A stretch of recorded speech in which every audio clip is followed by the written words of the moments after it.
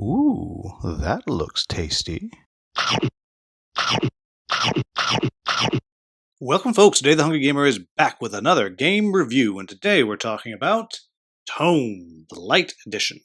And this is a trick-taking game in which you are basically playing chapters of a book.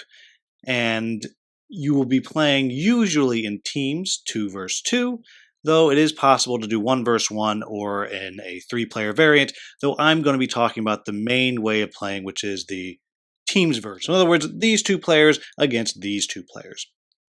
And each round, you're going to play through 6 different hands, 6 different tricks, and the first 5 tricks will each be worth 1 point, and the 6th trick will be worth 2 points, and the first team that gets 15 points is going to be the winner. Now, the key gimmick of the game is every single card you play has a spell on it. It can change the board state drastically. Now, before I go any further, please make sure you turn on your Klingon subtitles, because if I make any mistakes in the rules overview, that is where you'll find those corrections. Now, if you are not interested in how this game is played and just want to jump into my final thoughts, then you want to go to the timestamp on the screen right now. For those of us still here, let's talk about how this game is played. So as I mentioned, it is a trick-taking style game, and every single round, the title suit, or for you trick takers, the trump suit, will change, and that's what this middle deck of 6 is. So we'll flip one out, and you can see that fire, red, is the trump suit. And so you're allowed to look at your hand, but I'm just going to flip cards out and kind of talk through how it might work. So the first player would play a card from their hand, and here they've played a 6 of wind, the storm card. And what you probably can't quite read down on the bottom, but let's zoom in and take a look, is this is a spell. And this spell cannot be silenced, which I'll explain in a minute. And then when played, all spells, including the title spell, change back to their original element and power. And so what that's telling us is, sometimes the trump suit can be changed to something else. But in this case, I am winning with a 6, though I do not have the trump suit.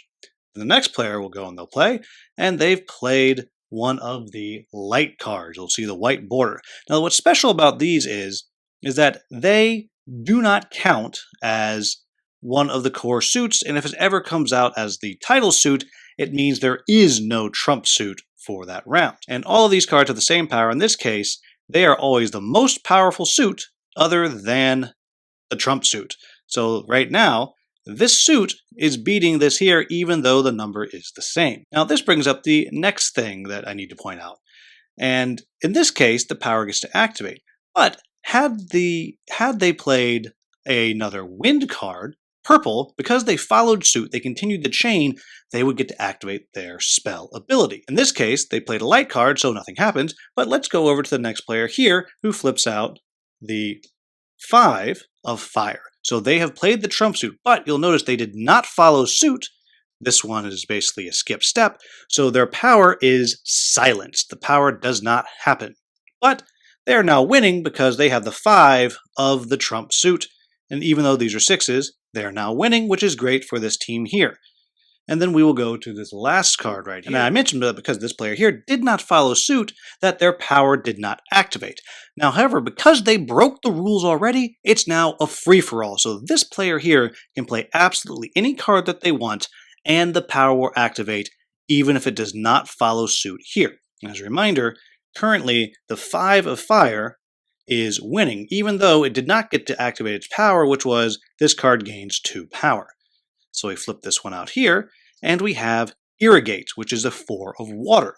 Now, on the surface, this is a terrible card to play because you're losing. You're losing not only here, because that's the trump suit, but you have a lower number than these 2 6s here.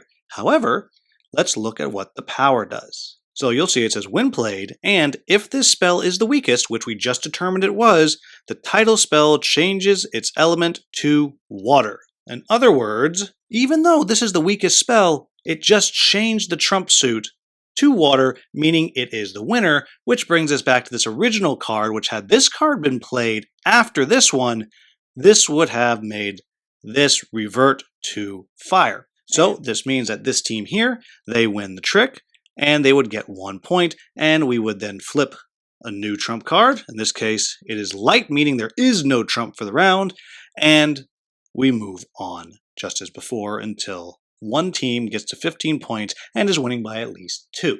And that's mostly how this game works.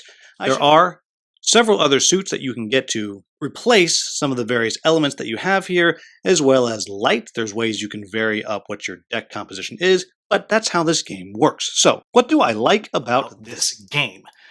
The first thing I like is, it's a very cool little box, little magnetic box. Looks kind of like a book and the tome and all of that.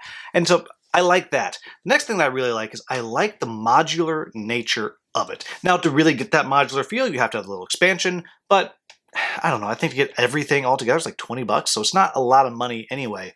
But I love the modular nature of the game. I love that you can switch out these different suits, which is going to switch out the power set that you're dealing with, the power set that you're playing with every single time, which will vary the game. Now, it doesn't vary the game hugely, but it does vary the game in a way that I think is particularly satisfying. And I think that works fantastically. I also really enjoy the way the title suit works, or really, if you're a trick taker, you would know that as the trump suit. I think that's very cool. I like you just flip it out, it's a different suit each time, and you're dealing with that. Sometimes the cards you play are going to change that, but you also have those light cards, or if you're using the expansion, the gold card, or whatever it may be, how those just don't count as a trump in general. And so there's all these different ways to change who is winning at any given time. And that brings me to what I like the most about the game, and that is every card has a power on it. Every card is a spell.